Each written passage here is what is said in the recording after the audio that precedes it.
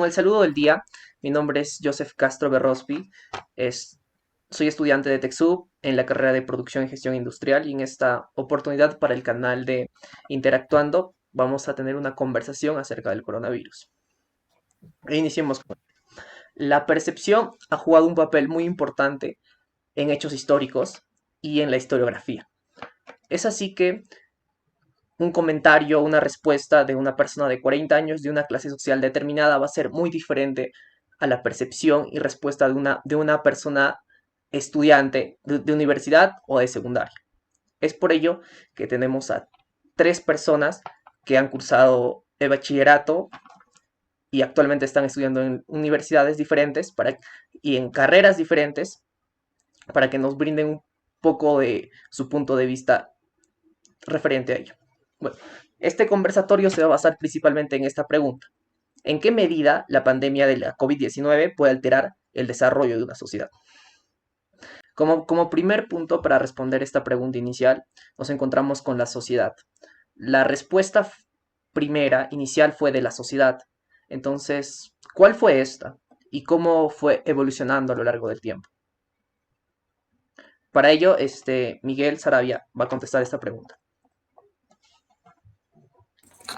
Buenas tardes.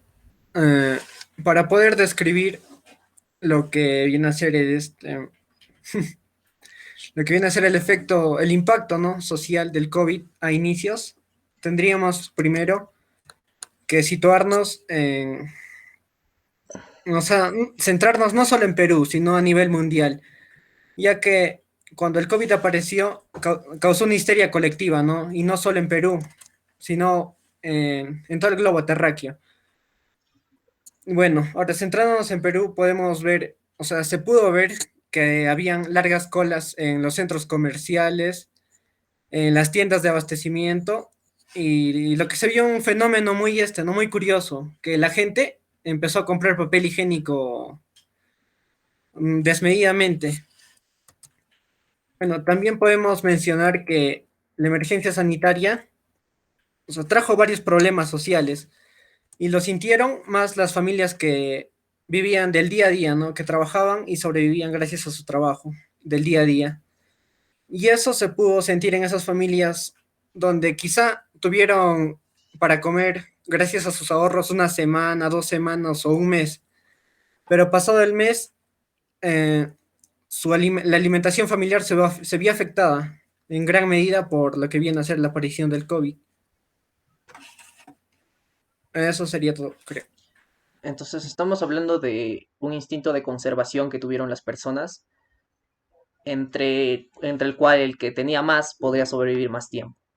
Y ante ello, ¿cuál fue la respuesta del Estado? ¿Quiso el Estado en este aspecto? Para ello, Michelle Encalada va a responder esta pregunta. Bueno, solo lo que decía Miguel, o sea, el primer pánico de la gente es reaccionar con comprar papel o justamente, como tú dices, un poco de sobrevivir, ¿no?, en esta difícil situación que era la pandemia, que hace un buen tiempo que no había sucedido, digamos, en el mundo, tampoco en el Perú. Y algo esencial que debe quedar acá es que el que toma la responsabilidad de manejar toda esta situación es el Estado.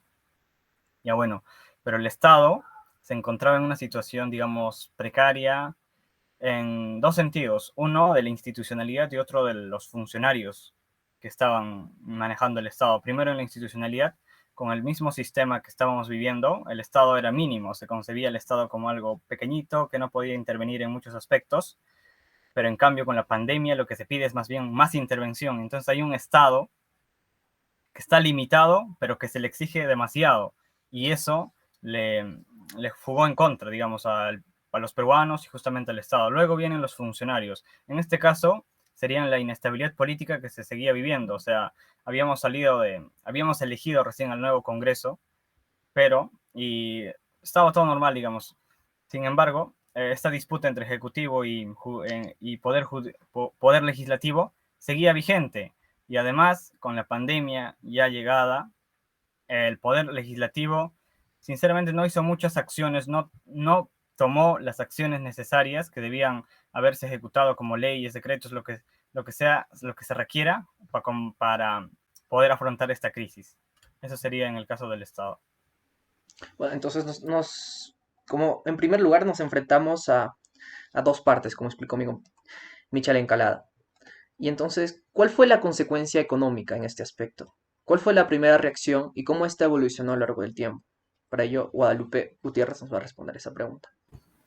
Bien, primero hay que entender que la estabilidad comercial y económica de un país puede ser de cierto modo medida tanto por la bolsa de valores, por el índice general de la bolsa de valores, en este caso de Lima, y también por el precio del dólar.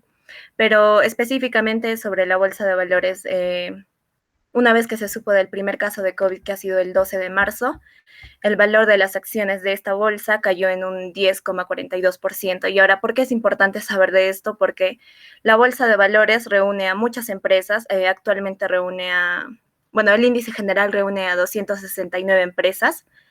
Y si los valores o estas acciones se reducen, esto se va a traducir en una afección para estas empresas, pero no hay que verlo solo como empresas, sino como familias enteras. Y también las afecciones que tiene con los trabajadores ahí. Entonces, esto a largo plazo se va a reflejar en desempleo, en pobreza, pero usualmente termina desembocando en informalidad y eso es lo que se ha visto, que han subido los índices de informalidad respecto a años anteriores, como es el caso del 2019. La informalidad, ha subido, ha aumentado en un 1,8%. Y hablando también de esto, estas empresas, como decía, que pertenecen a este índice general, usualmente tienen fondos crediticios, para cubrir con todos esos gastos, ¿no? Entonces, una vez que se reducen estas acciones, que caen estos valores, generalmente por el temor que tienen y también por las restricciones que han habido, porque el gobierno se ha centrado en evitar el contagio y cómo lo ha hecho, cerrando los establecimientos y con esto podemos ver la cuarentena. Entonces, es muy complicado. Y las primeras medidas que se ha tomado han sido enfocadas a esto, ¿no? A salvaguardar el comercio, salvaguardar el mercado nacional y tratar de apoyar a estas empresas para que no se vean involucradas. Eso es todo. Entonces, principalmente nos encontramos con una sociedad en la cual un gobierno precario no ha sabido corresponder una respuesta apropiada. Por lo tanto, la BVL muestra índices muy amplios, muy exactos en cómo la informalidad, en cómo esto ha tenido consecuencias en las personas, y no son las personas, en familias enteras. Entonces nos encontramos en una emergencia sanitaria y el nivel de informalidad sube. Entonces, ¿qué nos espera? No podemos combatir ambos lados. Esa fue la respuesta inicial del Perú. No fue correcta. Y esto ha evolucionado a lo largo del tiempo, sí, hasta las vacunas y demás. Sin embargo, es la realidad. Es un episodio histórico que va a tener trascendencia a lo largo del tiempo. Justamente entrando en ese punto, en la actualidad, ¿cómo se está viviendo esta trascendencia? Estas respuestas iniciales, ¿cómo se vive? Empecemos por el tema social. ¿Qué efectos ha tenido en la sociedad? Tal vez, ¿cuál ha sido la percepción inicial de las personas y si esta ha cambiado o no ha cambiado? ¿Podríamos hablar de una consecuente inestabilidad social y posibles inquietudes a largo o corto plazo, o simplemente es un hecho que va a olvidarse en la sociedad, en nuestra cultura, en 2 o 3 años? Miguel Sarabia nos puede responder esa pregunta. Ya, o sea, partiendo de lo que viene a ser el aspecto social, tendríamos que mencionar, o sea, sí o sí, lo que viene a ser la participación de los medios de comunicación. ¿Cómo influyen los medios de comunicación sobre las masas, no? Y a inicios de la pandemia se vio claramente que el miedo que infundía, se podría decir, necesario, ¿no? Los medios de comunicación acerca del COVID, o sea, fue brutal. Prendías la televisión, ponías un canal nacional y te estaba hablando de que se estaban agotando ciertos recursos, ya no había arroz, ya no había papel higiénico, los hospitales habían colapsado, habían altas tasas de mortalidad en personas de la tercera edad y varias cosas, ¿no? Y en cierta medida, esa información que nos daban los medios de comunicación pudo ayudarnos a mediar, ¿no? Con lo que viene a ser el COVID y los contagios. Ahora, segundo, en la actualidad los medios de comunicación ciertamente ya no están tanto pasando noticias sobre el COVID. Y eso lo podríamos relacionar con que las personas o sea, ya no le tienen miedo, ¿no? Al COVID, puesto que se han dado cuenta que los que están muriendo así son personas que tienen cierto tipo de enfermedades, como son diabetes, cáncer, leucemia o enfermedades que atacan su sistema inmunológico directamente. Ante esto, las personas ya no reaccionan como reaccionaron a un inicio, ¿no? De querer cuidarse. O sea, a las personas es como que ya no les importaría. En pocas palabras dirían, ya me salvé, ya no hay COVID. O sea, se resignan, ¿no? A creer que el COVID todavía sigue. Incluso ya no creen segundas olas, terceras olas. Frente a ello, podemos ver, ¿no? Que también parte de la reactivación económica viene a ser que se están empezando a abrir cierto tipo de negocios, como son bares, y hay bares, ¿no? Que están atendiendo ya y son como, o sea, hay espacios asignados para cierto grupo de personas que es limitado, pero el impacto del COVID, o sea, ¿cómo se podría decir? Se ha minimizado, o se está siendo controlada, Como o es lo que al normalizado. menos nos están haciendo creer. Y por ello es que, o sea, se están abriendo, ¿no? A las personas espacios que anteriormente funcionaban con normalidad. Tal es el caso de que recientemente, la semana pasada, en los noticieros pasaba, ¿no? Que ya se estaba aperturando los cines. Y anterior a eso, ya se habían aperturado los centros comerciales. Eh, Pongo hincapié en la respuesta de Miguel en cuanto a la percepción de las personas y cómo ha evolucionado esto, en que las personas están tomando al coronavirus como una evolución en cuanto a su cultura. Y para hablar de ello, enfoquémonos en la viveza de las personas, ¿no? Se ha entendido que el Perú tiene una cultura en las cuales las personas comúnmente llaman al término Dios el más vivo, ¿no? Es por ello que en cuanto ha evolucionado esta percepción, al inicio podemos ver que las personas estaban con miedo porque no sabían esto, pero la cultura de esas personas, esa supuesta viveza, ha hecho que la respuesta sea como es ahora. Ves bares en las cuales personas están disfrutando, a veces sin medida, y pues esta cultura está siendo mostrada, se evidencia la cultura peruana, no como se esperaría, y también la informalidad, etcétera. Bueno, ahora, pasando a otro punto, esta cultura de la comunidad peruana tiene que ser regulada por el Estado. ¿Y qué respuesta tuvo el Estado? Y esas respuestas que está teniendo el Estado frente a los cambios de la sociedad afecta al exterior, a la perspectiva de las personas que nos miran desde un globo, por ejemplo, llamémoslo Estados Unidos, y cómo esto transgrede en nuestra propia cultura. Tal vez un cambio, o como lo dije en un inicio, puede pasar, olvidarse aquí a 4 o 5 años. Para eso mi compañero Michelle Encalada va a responder esa pregunta. Sí, es una buena cuestión, y solo recalcar lo que decía Miguel Ángel, de que es como si se hubiera normalizado ya la pandemia. O sea, ya es como una costumbre de ponerse una mascarilla y salir a la tienda y ir, porque ya es casi un año, un poco más. Entonces ya está normalizado, ya se siente en la sociedad. Ahora, lo que decía Joseph es de esta cultura de la viveza que caracteriza al peruano, choca con lo que hace el Estado directamente, que es lo formal, lo legal. Entonces, uh, antes de que comience la pandemia, ya se sentía, digamos, este Perú real, que no cumple leyes, que no conoce, que se pasa del semáforo, que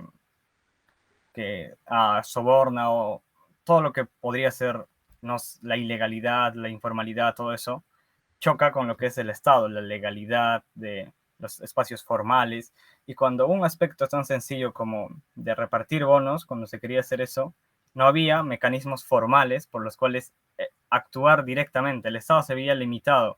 Y además, luego, cuando se ejecutaron lo que decía Guadalupe de inmovilización obligatoria, no se cumplía porque el peruano, digamos, tenía necesidades, sí, pero al mismo tiempo buscaba evitarlos, como tú dices, abriendo bares, discotecas, no sé, esto de las fiestas COVID, todo eso con el único fin de poder transgredir la ley que justamente el Estado había implementado para combatir la pandemia. Bueno, luego los resultados que tenemos son sumamente catastróficos, o sea, estamos en los peores países, en uno de los peores países que han afrontado el coronavirus, y eso nos da una percepción al mundo, o sea, de que se ha manejado mal la pandemia. Pero no solo es el Estado el que ha manejado mal, sino también las personas, cómo han reaccionado a estas medidas. Y juntos lo que han creado es justamente esto, de que tenemos alto índice de mortalidad, y también otro aspecto es de la informalidad que decía justamente Guadalupe, solo para recalcarlo. O sea, las medidas que toma el Estado funcionan en el aspecto legal, en el aspecto formal de las empresas, pero si tenemos un 70% de informales, de microempresas, de subempleo, no de empleos, de subempleo, todo eso afecta, y el Estado, sinceramente, en ese aspecto que es ¿cómo se llamaría? O sea, lo marginal o ilegal, no puede intervenir tan fácilmente. Entonces, en el aspecto interior, en lo que nos concierne al nacionales, se siente esta parte del Estado, o sea, se siente esa ausencia del Estado en sector salud, en sector educación.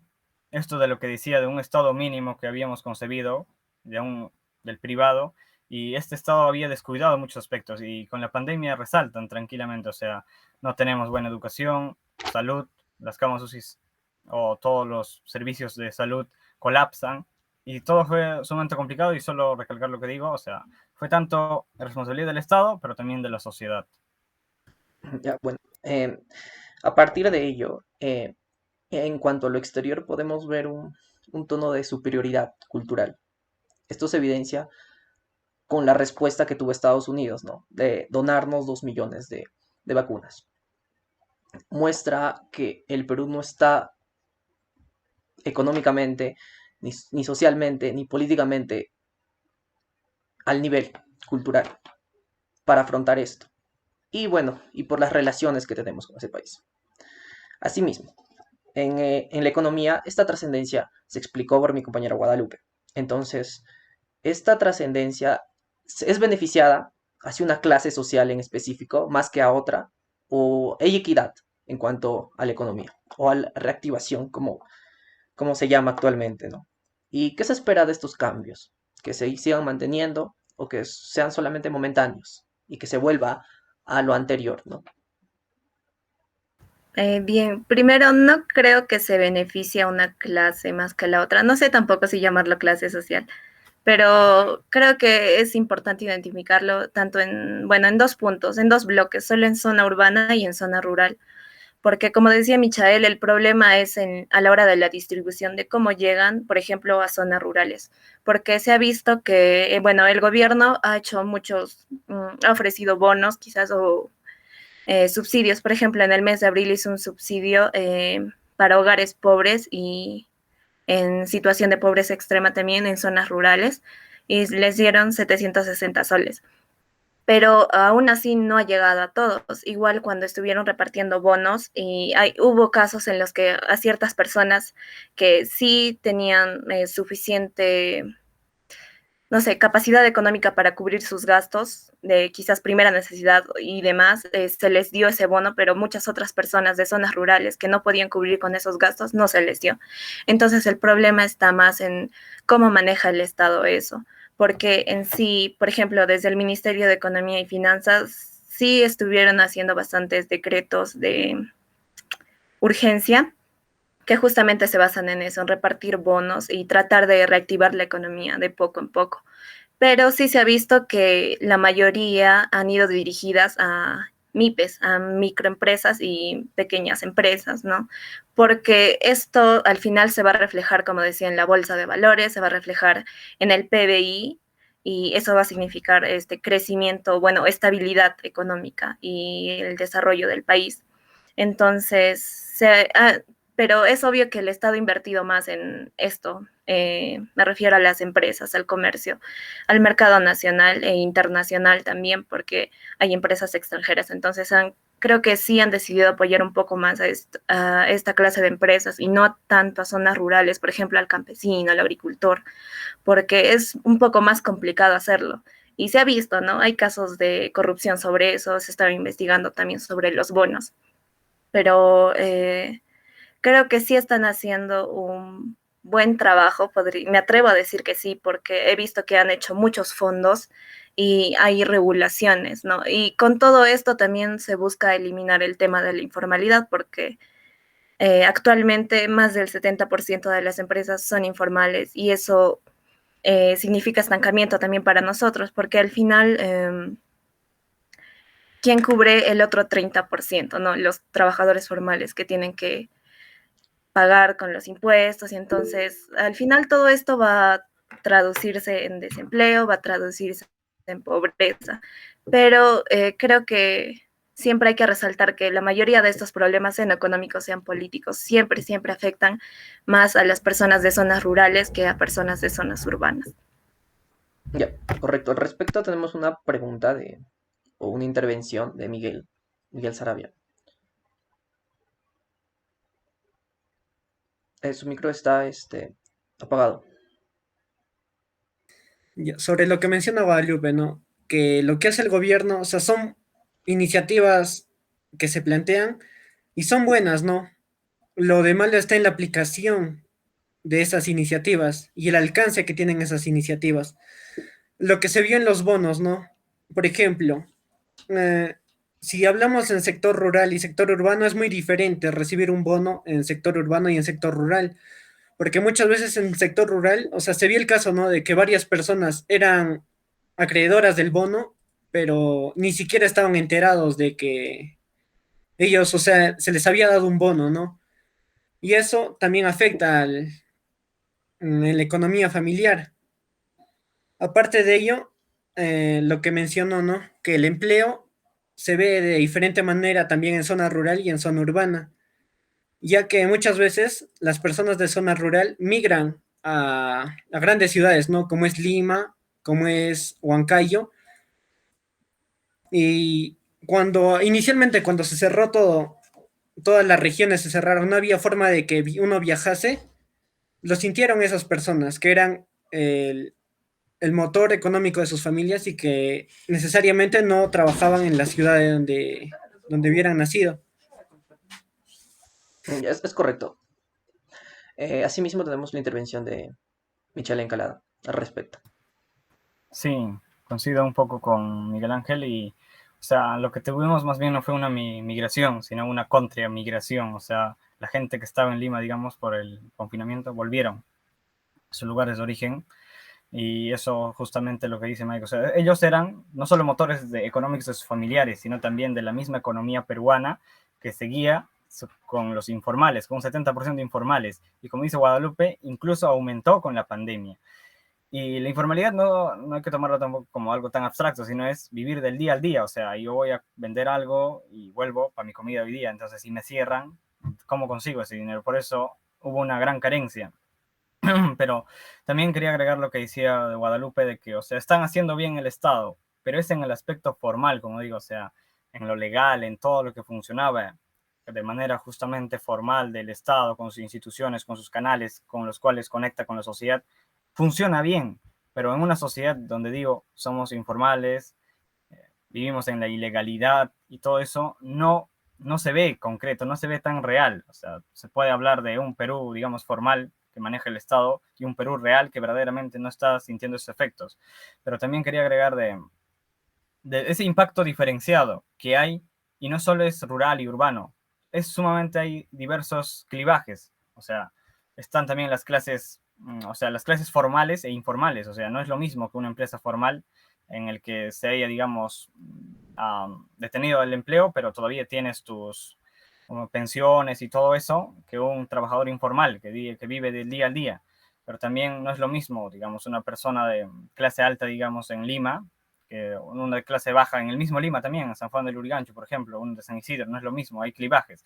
Pero también no es lo mismo el clivaje de una persona en Lima, de una persona en Loreto, o no sé, una persona en mismo Huancavelica o Junín, no sé. Y luego dentro de cada región también hay diferentes clivajes y es un impacto sumamente diferenciado, ¿no? Por eso a veces el Estado tiene que tomar ciertas medidas en ciertos lugares y lo ha venido haciendo últimamente recién con las cuarentenas Focalizadas. focalizadas, ajá, con las cuarentenas focalizadas y todo eso. Por eso es complejo el problema. El Perú es complejo, como siempre se ha dicho, y hay diferentes matices. Y el Estado está intentando adaptarse, pero como digo, o sea, hay una formalidad que es por acá y otra informalidad que es por acá, en el sentido de que el Estado interviene solo en lo formal y lo informal. O sea, el Perú real sigue sintiendo fuertemente esta crisis. Bueno, con las palabras de mi compañero Michael podemos cerrar esta segunda pregunta de manera concisa. Asimismo, pasamos a la tercera parte, en la cual hablemos de prioridades. Actualmente, qué se debe priorizar? ¿Qué se debe priorizar en la sociedad, en el aspecto social? ¿Qué deben entender las personas? ¿Debo entender que he sufrido por dentro por pérdidas familiares, tal vez? ¿O tal vez debo superar ello? ¿O tal vez debo entender algo sobre mi cultura y aprender de ella? ¿Qué debo priorizar en estos momentos? Miguel Ángel Sarabia. Mm, Cosas a priorizar. Considero que básicamente debemos centrarnos primero en la subsistencia familiar, ¿no? Y para ello tenemos que ver lo que es vivienda, alimentación y salud. Tres cosas importantes con las que una persona puede salir a trabajar, continuar sus estudios o hacer alguna otra actividad, ¿no? Ahora, de acuerdo a cada cultura, o sea, se puede ver, ¿no? En diferentes culturas cómo es que se vivencia estos tres aspectos. Por ejemplo, en estancias o en zonas alejanas, hay, o sea, ellos pueden de una u otra forma, um, ¿cómo se podría decir? Obtener su alimentación, ¿no? En base de papa, chuño, tienen sus propios animales. Sin embargo, también en esas zonas alejadas hay otra cara. O sea, cuando se nos menciona a nosotros que una persona es de campo, se nos viene a la mente que tiene su chacra, tiene sus animales y de que eso pueden vivir. Pero ciertamente no es así, ya que también hay personas que son de campo, pero no cuentan con animales o no cuentan ni con chakra. ¿Y cómo es que esas personas pueden subsistir, no? Si no tienen alimentación, vivienda tienen con suerte y salud, no sabemos cómo se encuentran en salud y más en estos tiempos que son de friaje intenso y lo siente mucho la serranía peruana, ¿no? Ahora, aparte de eso, también tendríamos que ver lo que es en las zonas urbanas. A nivel social, ¿qué se está haciendo para poder contrarrestar el COVID ahora? ¿Se sigue respetando la cuarentena o ya no se respeta esa cuarentena que el Estado da más que nada en las noches, ¿no? Habría que cuestionarse también el rol de la ciudadanía. ¿Qué hacemos? O sea, por ejemplo, si nosotros vemos una familia que no tiene nada, o nuestro vecino, por ejemplo, no tiene para comer así, ¿qué hacemos? O sea, ¿qué iniciativas ciudadanas tenemos o nos nacen, ¿no? Por ejemplo, en Huancavelica, hace un tiempo, eh, hubo, ¿no? Unas iniciativas que las personas que necesitaban abiertamente lo mencionaran hacia otros y lo hacían mediante colocaban una bandera blanca en sus casas. Y cuando una persona pasaba por ese hogar y miraba esa bandera blanca y en una casa, ya sabía que esa casa necesitaba víveres o cierto apoyo, ¿no? Y lo chévere y lo interesante que se vio es que había personas que sí apoyaban esas familias. Les llevaban un kilo de arroz, tarros de leche, azúcar, no sé, pero apoyaban, ¿no? Y es algo interesante. No sé cómo habrá pasado en zonas como es Lima, Huancayo, no sé, ¿no? Porque la indiferencia es diferente en cada sociedad. Y ese es un aspecto también importante, la indiferencia, o sea, cómo una persona reacciona frente a la necesidad de los otros. Y es también algo en lo que debemos detenernos a pensar, ¿no? No, no solo ahora, sino siempre. Entonces podemos resumir las palabras de Miguel Ángel Saravia como que la pandemia en la sociedad ha intensificado los problemas y los ha sacado a flote, más aún en estos tiempos. Bueno, continuamos con el tema político. Qué se debe mantener o qué se debe sustituir? ¿Cuál es, qué se debe priorizar actualmente?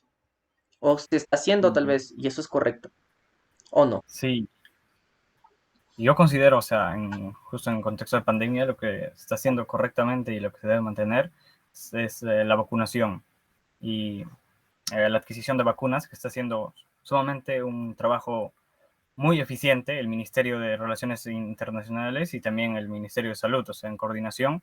Y hemos conseguido, o sea, de lo que teníamos poquísimas vacunas, ahora tenemos suficiente y el proceso de vacunación está llegando a edades ya un poco adultas de 47, creo he visto la última campaña. Y eso se debe mantener en el nuevo gobierno que justamente comienza este 28 de julio. Se deben mantener esa,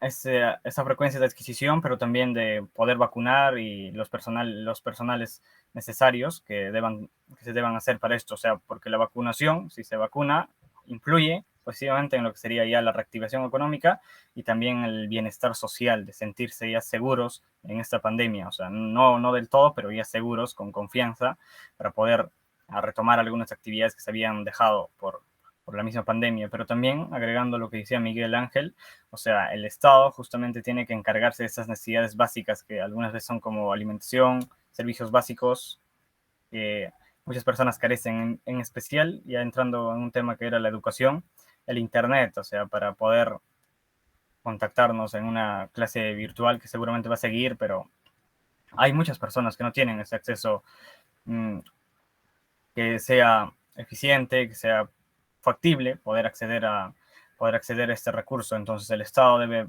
priorizar, buscar mecanismos para implementar este servicio, pero también a lo que decía es la salud, o sea, el Estado tiene que reformar el sistema de salud, el MINSA, pero también el sector privado, o sea, se ha concebido a la salud, como digo, de una manera privada, pero en el que el lucro es el que ha predominado, o sea, te podían vender te podían dar no sé cuántos miles de soles y las personas, por el sacrificio de querer salvar a un familiar, lo han hecho, han pagado tanto monto de dinero, pero lo que se debería haber hecho es que sea un salud universal y gratuito para todos, porque es un derecho, pero eso no se ha cumplido. Entonces el Estado tiene mucho trabajo que hacer, pero es un Estado mínimo, o sea, se le ha quitado muchos brazos, está amputado, no puede actuar tranquilamente frente al sector privado. Entonces el Estado debe, pero también quería ver de la estabilidad política.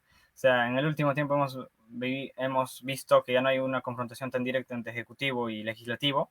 Hay un poquito, pero no es lo mismo que, digamos, con el pasado noviembre 2020 o otras situaciones de vacancias, de cierre de Congreso, de disputas, de censuras a ministros y toda esa situación. O sea, eso lo único que hace es agravar más la crisis. O sea, el ministro que estaba trabajando bien lo votan. Se empieza todo de cero. Al ministro de Economía, de Salud y esas cosas, o sea, esas disputas solo generan más incertidumbre en la población y lo que se debe continuar, como digo, es la vacunación, la estabilidad política y también la implementación eficiente de los servicios básicos. Eso sería todo. Correcto. Pasemos al tema económico. En lo económico, la misma pregunta. ¿Qué se debe priorizar? Bien, siempre es lo que comenta, bueno, lo que estaba comentando también Michael sobre el tema de la salud y de la vacunación. Creo que el Estado debe garantizar procesos transparentes, porque no se está viendo eso. Y eso ya se remonta a un problema estructural netamente del Estado. Y también yo personalmente creo que el mayor problema que hemos visto ahora es el tema de la informalidad, porque, bueno, siempre ha habido mucha informalidad aquí, como decía, es más del 70% y ha incrementado con el tema de la pandemia porque han habido muchas restricciones para esos negocios que han tenido que cerrar o que al no tener suficiente dinero para cubrir las nuevas necesidades o nuevos estándares que se piden, no pueden reabrir sus negocios. Entonces es bastante complicado. Y otro tema que, bueno, no me incumbe mucho, es más relacionado al tema social, pero igual lo quiero mencionar, es que queda muchas veces en las personas, porque es lo que decía Michael, ¿no? Que no se le deja mucho, o sea, se le pide mucho al Estado cuando en realidad no se le deja mucho intervenir, o sea, siempre hay algo, ¿no? Como que lo paran. Y al respecto, no voy a dar un ejemplo en el tema de la informalidad, que muchas veces la razón por la que no pasan a ser formales las empresas es o bien por los trámites, que puede ser, bueno, el tiempo que se demoran o que se llega a demorar hasta 24 días, creo, a comparación de otros países en los que dura como 4 días. Entonces sí hay un fallo ahí estructural, pero también el tema de las personas que, bueno, no sé, no toman conciencia, quizás no son responsables porque ya que sus empresas no cumplen estos ciertos estándares que significan inversión, no lo quieren hacer, ¿no? Y entonces se quedan en la informalidad y esto supone más trabajo para los formales. Y eso es desigualdad, ¿no? Al final de todo esto.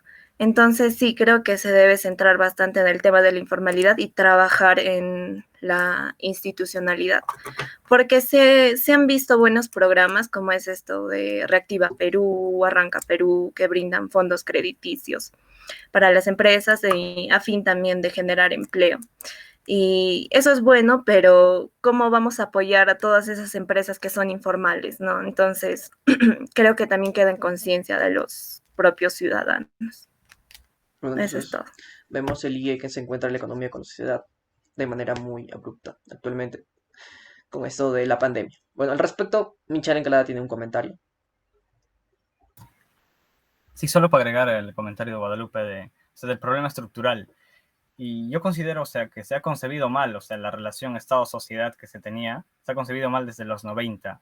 O sea, un Estado mínimo y un mercado libre que digamos que iba a funcionar con un peruano emprendedor que tenía su microempresa, todo eso se ha caído con la pandemia porque no se puede llamar a un empresario a un informal que solo vive del día al día, o sea, de día a día. Eso no es un empresario. Un empresario es un sector formal, tiene una empresa mucho más estable, con trabajadores, con los que tiene pensiones, tiene derechos laborales, y eso no hay, es una pequeña parte, el 30% es lo que es eso. Entonces los informales, los que los ha abandonado el Estado porque están fuera, están al margen de lo que sería la economía formal. Esas personas por eso es un problema estructural y se debe replantear. Como dice Guadalupe, este del programa de Reactiva Perú, por ejemplo, o sea, está muy bien la concepción, pero por el mismo problema estructural, el dinero, la inyección económica se va a ciertos sectores privilegiados, o sea, digamos, los grupos de comunicación, creo que América Televisión también tuvo eso, pero cuando no lo requería, o sea, en cierto sentido, lo requerían más los MIPES o las pequeñas empresas, entonces no se cumplen algunas cosas, pero justamente por esta concepción que se tiene, o sea, del Estado, que no ha garantizado, como dije, salud universal, salud pública, gratuita y universal, tampoco educación en el mismo sentido, sino que se ha descuidado. Pero eso pasa porque el Estado no tiene muchos recursos y justamente porque la recaudación fiscal, uno, porque hay pocos trabajadores formales, pero otro, porque gran parte del excedente productivo, de lo que se produce del PBI, no se va tanto al Estado ni tampoco a los trabajadores, sino a veces, muchas veces, a las grandes empresas, en este caso los que producen del sector primario, o sea, de las mineras y todo ello. Entonces ellos son los que toman digamos, esa gran torta del PBI, se lo llevan ellos, pero no llega para el Estado, no llega al Estado como ingreso fiscal, que luego debería ser reproducido para recursos básicos en la sociedad. Entonces hay una mala concepción y creo que tal vez la pandemia nos sirva para darnos cuenta de que no podemos seguir con una salud que sea privada, en el que cueste estar en buenas condiciones de salud, y tampoco una educación que sea tampoco muy costosa y precaria. Eso quería agregar. Bueno, bajo esas palabras de Michelle, reafirmo la frase que menciona, ¿no? Que si uno no aprende de la historia está condenada a repetirla. Entonces, cada hecho histórico nos tiene que ayudar a aprender sobre ello. Aprender como sociedad, como un sistema económico, como una sociedad más que todo. Bueno, para finalizar ya, bajo estos 3 puntos, como conclusión, desde un punto social, económico y político, vamos a pasar a responder las preguntas. La pregunta inicial, disculpen, que sería la siguiente, la repito. ¿En qué medida la pandemia de la COVID-19 puede alterar el desarrollo de una sociedad? Empecemos por el tema social, por favor. Mm, Considero que afectó en gran medida, ¿no? En Perú, pero para, o sea, aseverar eso, esa conclusión que doy que afectó en grande Perú, tendríamos que compararnos a países del primer mundo y cuánto impacto negativo tuvo el COVID en esos países, ¿no? Y claramente hay una diferencia abismal. Se vio en China, si no me equivoco, que pudieron construir hospitales en par de días, mientras que en Perú, o sea, una planta de oxígeno o el presupuesto para una planta de oxígeno demoró meses, eso sin contar la construcción.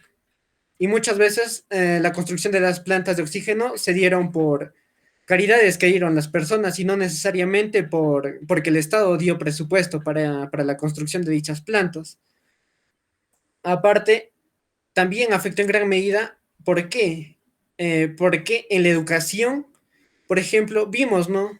Que niños que difícilmente pueden captar o prestar atención en clases, ya que son niños, o sea, ¿cómo es que en clases virtuales se pretende a que niños puedan prestar atención, captar la atención de los niños o que al menos puedan retener algo de información? Aparte de ello, la motivación a la que los estudiantes se enfrentan, ¿no? No es lo mismo ir motivado a clases presenciales o estar sentado sin una buena conectividad o muchas veces sin siquiera tener acceso a radio, a ese programa que aprende en casa, ¿no? O sea, hay mucho trabajo que realizar. Aparte, un aspecto muy importante fue lo que es el sector salud y lo mencionaron. Los hospitales colapsaron y frente a ello, la opción que tuvo la población, la única salida que tuvo la población al querer salvar a sus familiares era optar por clínicas y clínicas para nada baratas, ¿no? Y como la clínica era la única salida para muchas familias que estaban, o sea, que querían salvar a sus familiares, es como que se hizo un monopolio entre las clínicas. Las clínicas impusieron un precio, elevaron los medicamentos, cobraron lo que les dio la gana, al igual que los que vendían oxígeno. Y eso muestra una cara de la sociedad que para nada es buena, ¿no? Una sociedad que quiere lucrar por medio del sufrimiento del otro. Asimismo, tendríamos que, como lo mencionaron, ¿no? Tendríamos que ver hasta qué punto choca el Estado con la sociedad o qué efecto tiene ese choque que existe y que siempre ha existido, ¿no? Entre peruanos y el Estado. El Estado da una medida y el peruano la desacata. El Estado dice cuarentena, no salgan, cuídense, y el peruano muchas veces lo ignora, ¿no? O sea, las leyes, es como que dicen, las leyes están para romperse. Muchas gracias. Pasemos por el lado de la política. Bueno, solo reafirmar lo que decía Miguel Ángel, de que, o sea, el Estado dice una cosa y la sociedad hace otra. Eso se vivió, pero en un punto, respondiendo a tu pregunta de cuánto impacta en el desarrollo, y lo que se puede ver es que el Estado, al ver esta nueva problemática que es sumamente compleja y afecta, como estamos viendo en la conversación, a muchos niveles, no solo, digamos, a lo económico, sino también al aspecto social, también al aspecto político, pero también al aspecto cultural. Entonces el Estado lo que tiene es nueva agenda. ¿Qué hacer? Por ejemplo, en el último debate, lo que se ponía primerito era salud y pandemia. Esa ha pasado a ser la prioridad del Estado y de los gobernantes. O sea, y luego también, o sea, ya viniendo en el lado económico, o sea, en la agenda económica, también venía lo que era la reactivación económica y el empleo. Y por eso digo, o sea, todo el aspecto, y también en educación o en salud, en educación también, cómo se va a hacer el inicio de clases presenciales y todo eso. O sea, toda la agenda gubernamental se ha modificado eh, alrededor del eje de la pandemia, para combatirlo, para buscar soluciones, pero también se ha visto que el Estado es sumamente limitado, o sea, tiene no puede llegar a ciertos lugares, como ya lo decía Guadalupe, zonas rurales. Hay también un problema a veces solo vemos el gobierno central, pero también hay un problema en los gobiernos regionales, que algunas veces, como en Arequipa, no han sabido tomar las medidas adecuadas, han sido negacionistas de la vacuna y cosas parecidas, pero también los gobiernos municipales, que yo creo que han funcionado mucho mejor y han tratado de combatir la pandemia en sus lugares más específicos. Pero, como digo, esta pandemia sí ha modificado la agenda gubernamental.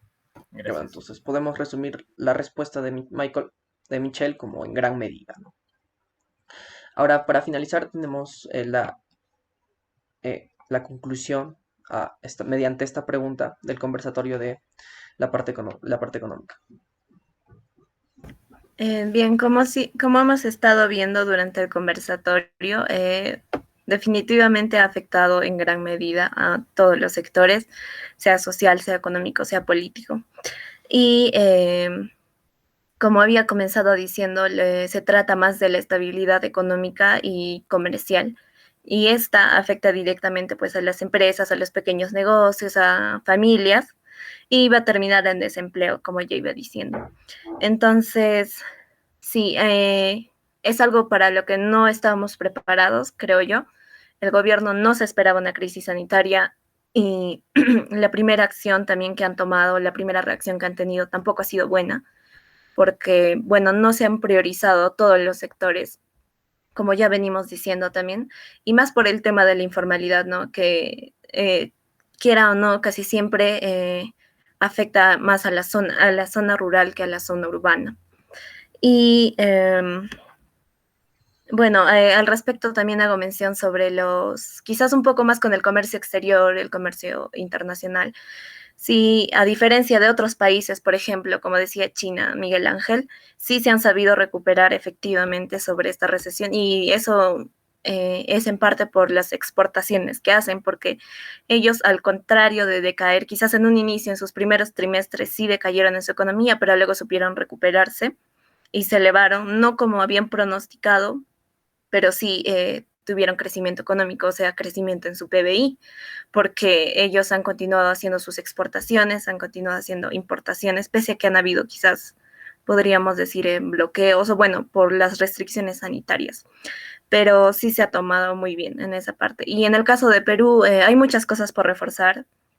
Un ejemplo que pongo es el tema del turismo, porque el turismo genera aproximadamente 1,3 millones de empleos y ver que en esta situación el 80% del turismo, bueno, de las reservas de viajes que tenían, por ejemplo, han sido todas canceladas, eso significa una gran repercusión económica, aunque hayan personas que digan, no, pero eso no me afecta a mí porque eso es el sector turismo, yo trabajo en sector minería, bla, bla, bla, pero al final nos afecta a todos como ciudadanos. Y bueno, eso es todo por mi parte. Bueno, antes de finalizar, pasamos con Miguel Saravia Paitán, quien nos va a dar. Antes de finalizar, pasamos con Miguel Ángel, quien nos va a dar las últimas palabras de este conversatorio. Un aspecto que considero importante también, y creo no hemos hablado a profundidad, es el tema de la corrupción, ¿no? Como decían en algún debate pasado, es un monstruo grande y pisa fuerte, sobre todo a la inocencia de la gente. Bueno, estuve indagando, ¿no? Sobre índice de corrupción eh, durante pandemia para un artículo y lastimosamente no hay mucha información, pero le voy a presentar la poca información que pude conseguir, ¿ya? Omar Tello, que es el coordinador nacional de la Fiscalía Nacional Anticorrupción del Ministerio Público, en una entrevista para el diario Gestión, informó que entre el 16 de marzo y 20 de mayo del 2020, solo en ese par de meses, hubieron 653 casos vinculados con presuntos actos de corrupción, sobrevaloración de canastas y su entrega indebida. Sobre este último, hubo 48 casos. Entrega de canastas y familiares a funcionarios, 58 casos. Adquisición de productos adulterados por instituciones del Estado, 147 casos. Adquisición de mascarillas y guantes, 24 casos de corrupción. Compra de productos de mala calidad, 59. Investigaciones en la Policía Nacional del Perú, 23 casos. Y en el sector salud, 42 casos de corrupción. Y otra fuente fue el diario Proética, que elaboró un informe, ¿no?, en base a cuadros detallados en la cuantificación por investigaciones de corrupción. Y en el periodo de 16 de marzo hasta agosto del 2020 hubo un total de 1.497 casos, en un promedio de 5 meses, un aproximado de 1.500 casos de corrupción. Y eso, o sea, lo sienten, ¿no?, las personas menos favorecidas de la sociedad. Y también es un aspecto muy importante sobre el que debemos detenernos a pensar como peruanos.